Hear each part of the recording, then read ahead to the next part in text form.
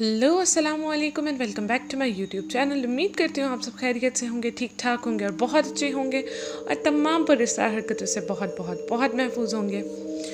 तो जी मैं जानती हूँ मैं वो नहीं हूँ जिस तरह मैं पहले थी, कंसिस्टेंट नहीं हूँ और वीडियोस का कोई दिन भी नहीं है, कभी भी वीडियो डाल देती हूँ और उसके हिसाब से जितने व्यूज़ आ रहे हैं मुझे उसका भी शुक्रमंद होना चाहिए, लेकिन व्यूज़ बहुत ही ज़्यादा कम आ रहे हैं।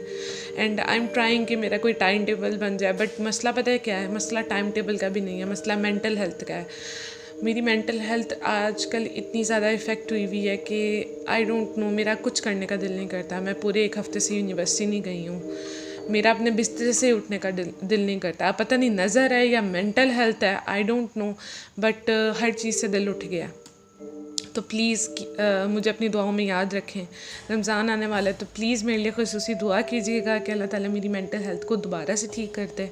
और अगर किसी की बद नज़र है तो अल्लाह ताला उसको भी वो नवाज दे जिस वजह से उसने मेरे पे बद नज़र लगा दी है। तो बस ये कुछ चल रहा है ज़िंदगी में और मुझे पता है कि आप सब ये सुनने नहीं आते लेकिन कहीं ना कहीं तो रेंट करना होता है ना कहीं तो अपना दुखड़ा रोना होता है। तो चलो अपनी आवाम के सामने ही रो देते हैं। तो खैर, अगर आप मेरे चैनल पे नहीं हो और अगर अभी तक आपने सब्सक्राइब नहीं किया तो पहले जल्दी से चैनल को सब्सक्राइब कर दें, पुरानी वीडियोस को भी देख लें ताकि आपको मेरे चैनल का बैकग्राउंड मिल सके कि हम कहाँ से स्टार्ट किया है और पहले कौन कौन सी स्टोरीज़ हो चुकी हैं। पहले वाली स्टोरीज़ बहुत ज़्यादा इंटरेस्टिंग है तो आपको वो भी लाजमी सुननी चाहिए, और आज वाली स्टोरी तो बहुत ज़्यादा इंटरेस्टिंग है कि इसको पढ़ते हुए मुझे खुद खौफ आने लग गया था, जबकि मैं इतनी चीज़ों से गुजरी हुई हूँ अपनी लाइफ में। तो खैर, आज का वाक़या जो है वो हमें हया काजिम ने भेजा है। तो बिना किसी देरी के जल्दी से स्टोरी की तरफ बढ़ते हैं। और तो फिर लाइट ऑफ करें, पॉपकॉर्न्स लें, ब्लैंकेट्स लें and let's get into the video. अस्सलाम वालेकुम। वैसे तो मेरी अरेंज मैरिज हुई थी, लेकिन मेरे हस्बैंड मुझसे बहुत ज़्यादा प्यार करते थे और वो मुझसे ही नहीं, मतलब वो हर किसी के साथ इतने अच्छे थे, इतने लविंग थे और इतने ज़्यादा केयरिंग थे कि वो किसी को नाराज़ नहीं रहने देते थे। वो जिस महफ़िल में होते थे वो महफ़िल बहुत ही अच्छी और खुशगवार होती थी और वो किसी का सैड फेस नहीं देख सकते थे। हर किसी के साथ उन्होंने अच्छी बना के रखी हुई थी और मुझे उनसे सीखने को बहुत कुछ मिला। और दुनियावी चीज़ों के साथ साथ उन्होंने दीन की तरफ भी बहुत ध्यान रखा हुआ था। अपनी नमाज़ों और रोज़ों का तो ख्याल रखते ही थे, मुझे भी उन चीज़ों का पाबंद कर दिया था। और हम सबको यही लोग कहते थे कि ऐसा लगता है कि तुम लोग की ना लव मैरिज हुई है, क्योंकि मेरे हस्बैंड माशाल्लाह मुझसे बहुत प्यार करते थे, बहुत ही प्यार से बात करते थे। हमारी बहुत कम लड़ाई होती थी और मोस्टली होती ही नहीं थी, और लड़ाई होती भी थी तो जस्ट बहस के तौर पे हो जाती थी, और वो तो हर जगह ही हो जाती है। दो दोस्तों के बीच में भी बहस हो जाती है तो हस्बैंड वाइफ में तो हो ही सकती है। तो मोस्टली लोग हमें यही कहते थे कि ना, मतलब ऐसा लगता है कि तुम दोनों ऐसे, मतलब अरेंज मैरिज नहीं हो, लव मैरिज हो। और हम दोनों बहुत खुश होते थे ये बात सुन के भी, जबकि हमारी टोटली अरेंज मैरिज थी। खैर, अब सर्दियाँ आई हुई थी, सर्दियों के दिन थे, तो हमारे बच्चे काफ़ी छोटे थे और वो ना बहुत ज़्यादा बीमार हो रहे थे, तो घर में ना सामान कम था। अभी मेरी न्यू शादी हुई थी, साल 1.5 साल हो गया होगा, तो एक ही बच्चा था हमारा। तो अब क्या हुआ कि मैं रहती थी जॉइंट फैमिली में, तो हम लोग ना शॉपिंग करने गए हैं सर्दियों की। 1-1.5 साल हुआ था हमारी मतलब शादी को ना, तो शॉपिंग की, वो सर्दियों की मैं शॉपिंग करने गई हूँ। तो कपड़े शपड़े ले लिए, काफ़ी ना ख़र्चा हो गया था। तो मुझे ना ये था कि अब इनका इतना ज़्यादा ख़र्चा हो गया तो अब कंबल लेने थे। तो इन्होंने बोला कि ना लंडे से कंबल ले लेते हैं, होते तो वो बिल्कुल मतलब न्यू ही हालात में होते हैं। तो खैर, मैंने कहा कि इतना ज़्यादा ख़र्चा करवा लिया, अगर मैं इनसे बोलूँगी कि नहीं मैंने न्यू लेना है तो वो महंगा पड़ जाएगा और फिर ये ना हो कि मुझ पर गुस्सा करें और एम ही लड़ाई का बाइस बनते हैं हम लोग। तो फिर मैंने कहा चलें ठीक है, मैंने उनको ना कुछ कहा नहीं। हम लोग लंडे चले गए, काफ़ी शॉप्स पे फिरे, हमें ना कोई चीज़ पसंद नहीं आई। अब एक शॉप पे हमें मेरे हस्बैंड की ना एक कंबल पे नज़र पड़ गई। मतलब वो कंबल था तो फॉर सेल, लेकिन वो जो लड़का था वो हमें दे नहीं रहा था, पता नहीं क्या मसला है। लेकिन आहिस्ता आहिस्ता ना मैंने अपने हस्बैंड की आंखों में ना गुस्सा आते हुए देखा कि वो ना उस कंबल को लेने के लिए बस ज़िद हो गए कि मैं लूँगा तो यही लूँगा, यही लेके जाऊँगा। खैर, हमारी आधा घंटा पौना घंटा उस कंबल पे बहस होती रही। वो लड़का मना करता रहा कि साहब मैं ये कंबल नहीं दूँगा। था तो वो पठान, तो अपनी वो ज़ुबान में कहता रहा था कि मैं ये कंबल नहीं दूंगा माड़ा आपको, आप कोई और कंबल पसंद कर लो। लेकिन मेरे हस्बैंड जिस तरह बच्चों की तरह ज़िद करने लगे कि लेके तो मैं यही जाऊंगा। बात काफ़ी आगे बढ़ गई तो दूसरा कोई दुकानदार आया, और मतलब वो भी उसी शॉप का था, वो पहले चाय शाय पीने खाना शाना खाने गया हुआ था। वो आया, उसने खैर मतलब दाम शाम फिक्स करवाया और हमें कंबल दे दिया।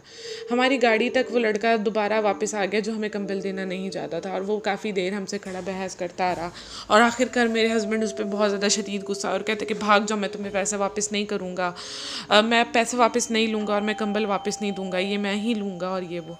खैर मैं उस टाइम मतलब पूरी ड्राइव घर वापसी पे मैं काफ़ी खामोश रही, क्योंकि मुझे मेरे हस्बैंड की इस नेचर का समझ नहीं लगी। मैंने कभी नहीं देखा, 1.5 साल हमारी शादी को हो गए थे, बट मैंने इस तरह उनको गुस्सा करते हुए किसी एक चीज़ के पीछे ज़िद करते हुए कभी नहीं देखा था।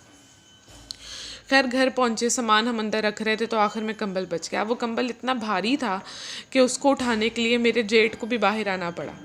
खैर वो बाहर आए और उन्होंने आके कंबल अंदर रखा, तो मैंने कहा कि मैं ना ये कल धुलवा दूँगी, तो फिर परसों ले लेंगे। तो मेरे हस्बैंड पास ज़िद हो गए कि नहीं, ये तो मैं आज ही लूँगा, बिना धुलवाए बिना कुछ किए ना।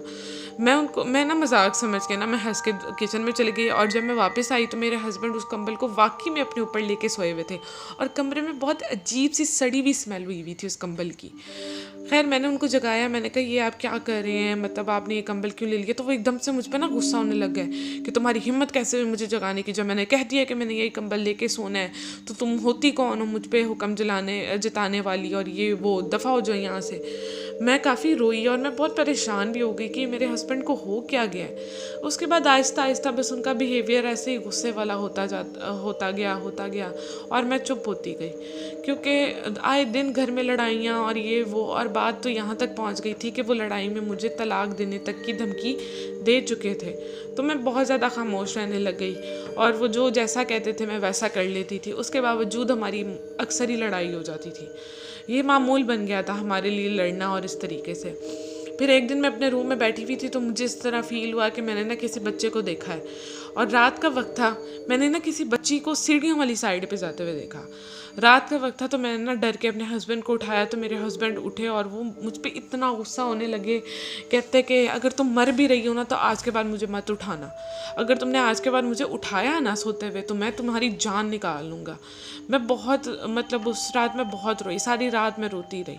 उसके बाद अगले दिन सुबह मैं किचन में थी, तो मुझे इस तरह फील हुआ कि ना मेरे पीछे कोई खड़ा है। मैंने जैसे मुड़ के देखा, तो मुझे वही सेम बच्ची दोबारा सीढ़ियों की तरफ भागती हुई दिखी।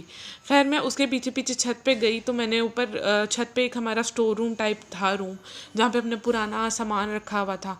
तो वहाँ पे जाके मैंने स्टोर का दरवाज़ा खोला, तो वहाँ पे एक औरत खड़ी थी लंबे बालों वाली, और मेरी उसी टाइम ना इस तरह लगा कि जिस तरह मेरे पैर जम गए और मेरी आवाज़ ना निकल रही हो, मेरे पसीने छूटने लगे। और उसी टाइम मुझे मेरी बच्ची की नीचे से आवाज़ आई, मम्मा क्या कर रही हैं, इसी तरह ना मतलब आवाज़ आई।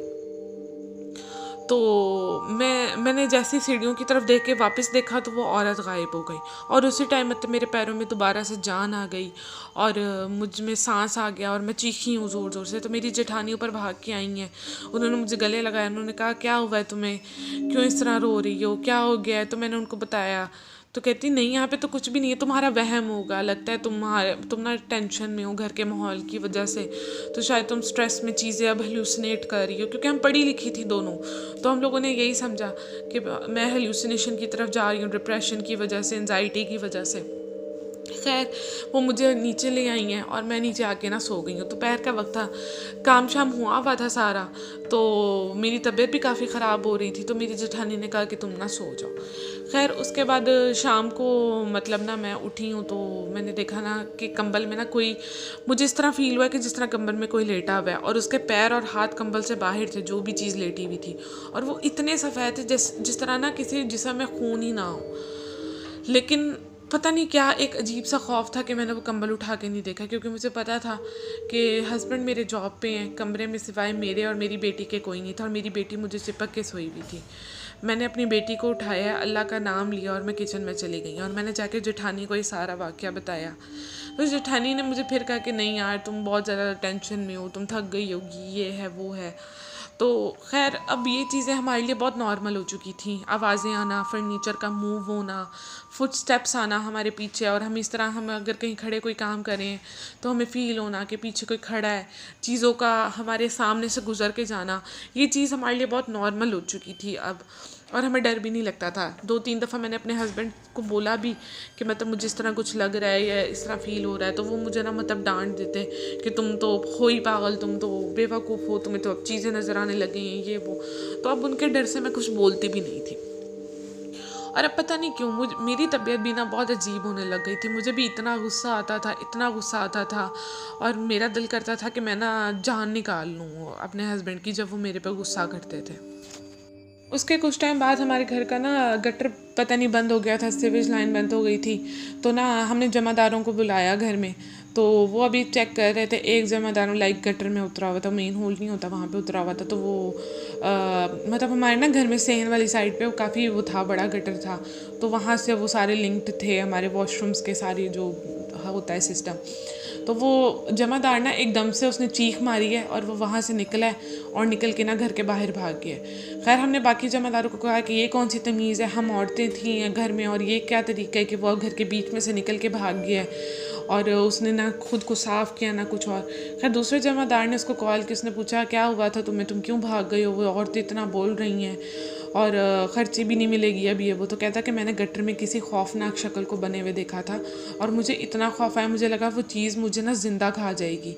तो मैं इस वजह से बस वहाँ से भाग गया और मैं अब दोबारा उस घर में नहीं आऊँगा। तो तुम लोगों ने अगर काम करना है तो करो, वरना मैं तो नहीं आऊँगा। खैर उन्होंने मतलब हमें ये सारी बातें बताई उस जमादार ने जिसने उसे कॉल की थी। तो हमने कहा अम्मी ये लोग ना हमें डरा रहे हैं तो कि हम इनको ज़्यादा खर्ची दे देंगे ये वो ना। तो हमने कहा अच्छा जाओ तुम ये साफ़ करो और जाओ यहाँ से। अब जैसे मैंने आपको बताया कि मैं भी गुस्से वाली होती जा रही थी और मैं शक्की भी होती जा रही थी, सिर्फ गुस्से वाली नहीं शक्की भी। मुझे ऐसा लगता था कि मेरे हस्बैंड जो है ना वो करैक्टर के अच्छे इंसान नहीं है, पता नहीं क्यों। अब मेरे दिमाग में खुद ब खुद ना वो गलत बातें बस नहीं, जबकि मैंने अपने हस्बैंड को कभी कुछ चीट करते हुए नहीं पकड़ा था और कभी कुछ नहीं था। शायद उनकी बिहेवियर की वजह से वो चीज़ें मेरे माइंड में आ रही थी या पता नहीं क्या था, अल्लाह बेहतर जानता है। खैर अब मुझे ना मेरे हस्बैंड पे शक होने लग गया था कि मतलब कुछ ना मसला है। तो उसके बाद अब एक रात ना मैं किचन में थी और मैं काम कर रही थी। तो जब मैं वापस आई हूँ ना तो मुझे इस तरह लगा कि मेरे हस्बैंड के साथ उनके कंबल में कोई और भी लेटा हुआ है। और मैंने ना काफ़ी कंबल को खींचने की कोशिश की लेकिन वो उठ ही नहीं रहा था। इस तरह लग रहा था जैसे पता नहीं वो बहुत भारी चीज़ के नीचे आया हुआ है, क्या था क्या नहीं था। मुझे एकदम इतना शदीद गुस्सा आया कि मेरे हाथ में ना वाइपर था, मैं किचन में ना वाइपर लगा रही थी, मेरे हाथ में वाइपर था। मैं कुछ पूछने आई थी हस्बैंड से और मैंने वो उसी वाइपर से ना अपने हस्बैंड को ना ज़ोर ज़ोर से मारना शुरू कर दिया कि मतलब जो भी चीज़ जो जिसके साथ भी है वो हैं वो उसको भी लगेगी। इस अंदाज़ में मैंने मारना शुरू कर दिया। एकदम मेरे हस्बैंड उठे और उन्होंने मुझे खींच के थप्पड़ मारा और उसी टाइम मेरी आवाज़ सुन के भी मतलब शोर हुआ ना घर में, तो मेरी आवाज़ सुन के मेरे जेठ और जेठानी भी आ गए। उन्होंने हमसे पूछा क्या हुआ है। तो खैर मैंने अपने हस्बैंड की इज़्ज़त की खातिर मैं चुप हो गई, मैंने उन्हें नहीं बताया। मेरी जेठानी मुझे अपने रूम में ले गई और मेरे जेठ मेरे हस्बैंड के साथ बैठ के उसको समझाने लग गए। वैसे ये नतीजा है जॉइंट फैमिली में रहने का, वरना उस दिन जितना मेरे हस्बैंड की आंखों में गुस्सा था मुझे तो लग रहा था कि मुझे जान से मार देंगे। और कंबल में कोई नहीं था सिवाय मेरे हस्बैंड के, कोई भी नहीं था। खैर उसके बाद मतलब ना मेरी जेठानी ने मुझसे पूछा कि क्या हुआ था। मैंने कहा मुझे इस तरीके से ये चीज़ें नज़र आ रही हैं और ये मेरे साथ बहुत टाइम से हो रहा है, मैं आपको बता रही हूँ। फिर मेरी जेठानी ने भी कहा, कहती कि मैं बस तुम्हारे वहम को ना मतलब ज़्यादा नहीं देना चाह रही थी, लेकिन मुझे भी ये चीज़ें आवाज़ें औरतें और बच्चे नज़र आ रहे हैं घर में। और हमारे भी मतलब रिलेशंस में मतलब मेरे और तुम्हारे जेठ के रिलेशन में भी ना बहुत ज़्यादा ऊंच नीच है, लेकिन इतनी नहीं है जितनी तलखी तुम्हारे रिलेशन में है। उसके बाद ऐसे ही हम मतलब बैठे हुए थे अपने बच्चों के साथ। तो मैं और जेठानी थे उस दिन घर में ना, मेरे हस्बैंड और जेठ काम पे गए हुए थे। तो हमें ना पहले हमारे रूम में एक औरत नज़र आई है और उसके बाद वो भागती हुई ना छत पे चली गई है। और वो जो कंबल था ना वो मेरे रूम से छत पे चला गया था एकदम से, मतलब सीढ़ियों में पड़ा हुआ था। तो हम सब ने ना चीखें मारनी शुरू कर दी कि कोई चोर घुस आया है या पता नहीं क्या बला घुस आई है। तो हमने ना फ़ौरन 15 पे कॉल की, पुलिस आई है। पुलिस ने घर का बिखरे हुए हालात देखे तो वो भी काफ़ी परेशान हो गए। उन्होंने पूछा बीबी क्या हुआ है। तो हमने बताया कि हमें ऐसी ऐसी चीज़ें नज़र आती हैं और इस तरह हमारे घर में कुछ हो रहा है, हमें कुछ समझ नहीं आ रहा। और हम दोनों बहुत रो रही थी, हमने अपने बच्चों को गले से लगाया हुआ था और हम ज़ारों कतार रोई जा रही थी ना। तो उन्होंने पहले हमारी पूरी बात सुनी। उन्होंने कहा बीबी ये हमारा काम तो है नहीं, आप पढ़ी लिखी औरतें लगती हैं, ये किसी बाबा शाबा पीर शीर का काम है, हम इसमें क्या कर सकते हैं। खैर उन्होंने फिर भी हमारे कहने पे हमारी तसल्ली के लिए पूरे घर को छानबीन की। उसके बाद जो उनका लाइक बड़े हेड ऑफिसर थे ना, उन्होंने ना मतलब मेरी जेठानी को एक नंबर दिया। उन्होंने कहा ये बहुत पहुँचे हुए बाबा जी हैं, ठीक है, आप इनसे रब्ता करें, क्या पता आप लोग के मसले ये हल कर दें। खैर हमने ना कॉल्स पे कॉल्स की, हफ्ता डेढ़ हफ्ता गुजर गया, लेकिन पता नहीं क्या मसला था, कभी ना कभी कुछ ना कुछ ऐसा हो जाता कि उनसे कांटेक्ट हो ही नहीं पाता था। कभी उनका फ़ोन नहीं लगता था तो फ़ौरन डिस्कनेक्ट हो जाता था। कुछ ना इस तरह के मसले थे। खैर अल्लाह अल्लाह करके हमने बाबा जी को घर पे बुलाया, उनसे रब्ता हुआ, हमने उनको घर पे बुलाया।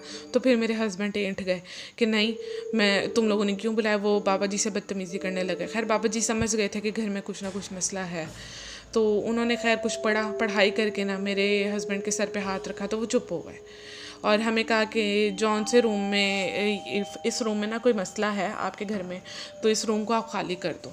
हम खाली करने लगे तो आखिर में ना कंबल रह गया था, तो कंबल उठाने लगे तो कहते कंबल को पड़ा रहने दो, ये जो चीज़ है वो मतलब असल में जो चीज़ है ना वो आपको दिख नहीं रही है। खैर हमने कंबल को छोड़ दिया। आधा घंटा गुजरा है तो हमें ना कमरे से धुआं आने लग गया।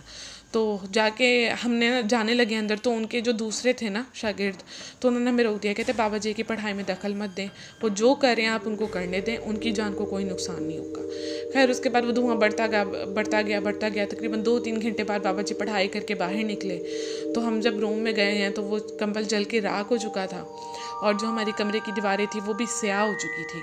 और उसके बाद एकदम से मैंने अपने हस्बैंड की तरफ देखा तो उनकी आंखों में मुझे वही सुकून दिखा जो मुझे एक अरसे से नहीं दिखा था। और उन्होंने मुझे प्यार से, मैं ना रो रही थी काफ़ी, तो उन्होंने मुझे प्यार से मेरे पास आके कहा कि कुछ नहीं होता, सब ठीक हो जाएगा, तुम टेंशन क्यों लेती हो।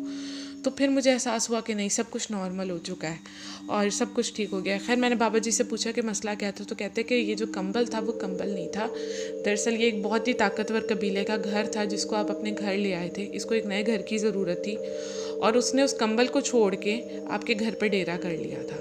तो खैर उसके पहले घर को जलाना बहुत ज़रूरी था। बाकी जो उसके साथ चीज़ें थी, असरात थे, कुछ भाग गए हैं, कुछ को मैंने जला दिया है, वो वापस नहीं आएंगे। मैंने आपके घर को भी पढ़ के कील दी है।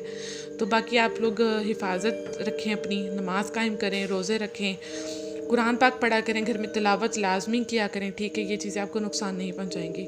मैंने बड़ी दुआएं दी बाबा जी को, मैंने उनको पैसे देने की कोशिश की बट वो पैसे ले ही नहीं रहे थे। खैर मैंने उनको बहुत ज़्यादा कहा कि आप इसको हदिया समझ लें, आप हम अपने बच्चों की दुआएं समझ लें, बस जो भी समझ लें। फिर उनको मैंने बड़ी मुश्किल से पैसे दिए और अब अल्लाह का शुक्र है काफ़ी टाइम हो गया इस बात को और हमारे घर के हालात काफ़ी बेहतर हैं। हम अभी भी जॉइंट फैमिली में रहते हैं। मेरे हस्बैंड के भी मेरे साथ रवैया बहुत बहुत बहुत अच्छा है एंड बस अल्लाह का करम है कि अब सब कुछ ठीक हो गया है। तो ये थी मेरी स्टोरी। थैंक यू हया फॉर द स्टोरी। बहुत ही अमेजिंग स्टोरी थी लिटरली। लाइक मैंने कभी सोचा, मतलब मैंने चीज़ें सुनी हुई हैं कि घरों में जिन्नात होते हैं, किसी इंसान के साथ चिपक के आ जाता है जिन, या किसी ने आप पे जादू कर दिया है, या कुछ भी इस तरह हो सकता है। लेकिन किसी चीज़ के साथ असरात होना, it's very unknown for me. मतलब ऐसा होता है लेकिन वो जादू के ज़रिए होता है। लेकिन अगर किसी एक चीज़ का ही किसी चीज़ पे कब्ज़ा कर लेना, दैट इज़ वेरी डिफरेंट और बहुत ही यूनिक चीज़ थी ये। और मुझे सुन के पढ़ के बहुत ही मज़ा आया था ये वाली स्टोरी और बहुत इंटरेस्टिंग थी। बाकी मैं तो आप लोग को यही कहूँगी, भाई जो भी चीज़ लाया करें आयतल कुर्सी पढ़ के फूका करें उस पर, ठीक है। स्पेशली लंडे से यूज़ की हुई चीज़ों पे लाजमी उनको पाक साफ़ करके इस्तेमाल किया करें, ठीक है। तो मैं ये नहीं कहती कि भाई नहीं लंडा नहीं इस्तेमाल करना चाहिए, भाई करो, मैं खुद मिडिल क्लास हूँ, लंडा यूज़ करो, जो करना है करो, डोंट, मतलब लोग क्या सोचते हैं उसके बारे में आपको फ़िक्र नहीं होनी चाहिए। लेकिन पहले सफाई निस्फ़ ईमान है, ठीक है, और किसी वजह से ही कहा गया है। और वैसे भी इस्तेमाल हुई हुई चीज़ चाहे आपके घर में ही किसी की क्यों ना हो, इस्तेमाल हुई हुई चीज़ को धो के ही इस्तेमाल किया जाता है, अच्छा नहीं लगता। और फिर बिल्कुल ही अननोन किसी बंदे की इस्तेमाल की हुई चीज़ को अगर आप लोग धो के इस्तेमाल ना करो तो that is not a good thing. तो सफाई का ख्याल रखा करें अपने इर्द गिर्द, और जो चीज़ें आप इस्तेमाल करते हैं उनको भी पाक साफ़ रखा करें, क्योंकि जितनी गंदगी होगी उतना ये चीज़ें अट्रैक्ट होती हैं। तो बाकी अपना बहुत ख्याल रखें, इस तरह की तमाम हरकतों से बहुत महफूज रहें, बहुत अच्छे से रहें, ख्याल रखें, नमाज़ पढ़ें, रोज़े आ रहे हैं, रोज़े रखें। अगर मेरी स्टोरी मतलब रमज़ान तक ना आए तो बहुत बहुत रमज़ान मुबारक आप सबको मेरी तरफ से, और मेरे सारे इंडियन फॉलोअर्स को होली की बहुत बहुत बहुत बहुत मुबारकबाद। Happy Holi to you all, and that is my favourite festival, मतलब लाइक इस्लाम से हट के होली। मेरा बहुत दिल है होली खेलने का, लेकिन क्या करें, पाकिस्तान में कहीं पे खेली नहीं जाती। अगर खेली भी जाती है तो मुझे उन जगहों का नहीं पता। बड़े शहरों में खेली जाती होगी, मैं एक बहुत छोटी सिटी से बिलोंग करती हूँ, तो यहाँ पे नहीं खेली जाती। तो मुझे बहुत ज़्यादा शौक़ है इस वाले फेस्टिवल को स्पेशली अटेंड करने का। तो बाकी अपना बहुत ख्याल रखें। Happy Holi and happy Ramzan to all of my followers. बाकी मुझे दीजिए इजाज़त, मुझे अपनी दुआओं में लाजमी याद रखेगा। अल्लाह हाफिज़, नासिर।